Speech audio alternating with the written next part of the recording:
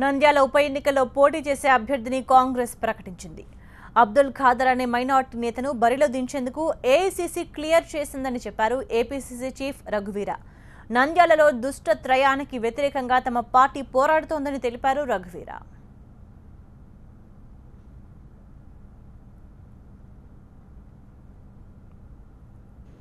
నంద్యాల ఉప ఎన్నికల్లో కాంగ్రెస్ పార్టీ అభ్యర్థిగా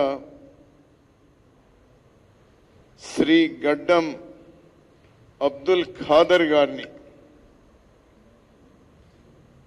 కాంగ్రెస్ పార్టీ అధిష్టాన వర్గం అభ్యర్థిగా నిర్ణయించింది.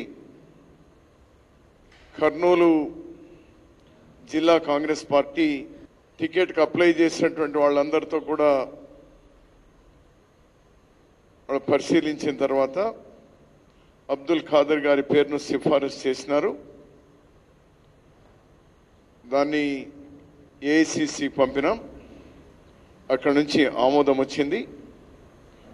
అబ్దుల్ ఖాదర్ గారు నంద్యాల ఉప ఎన్నికల్లో కాంగ్రెస్ పార్టీ అభ్యర్థిగా పోటీ చేస్తారు. ఈ ఎన్నిక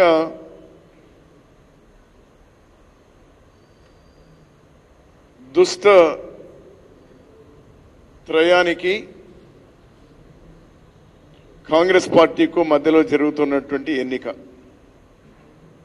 దుష్టత్రయం అంటే భారతీయ జనతా పార్టీ, తెలుగుదేశం, జగన్ పార్టీ.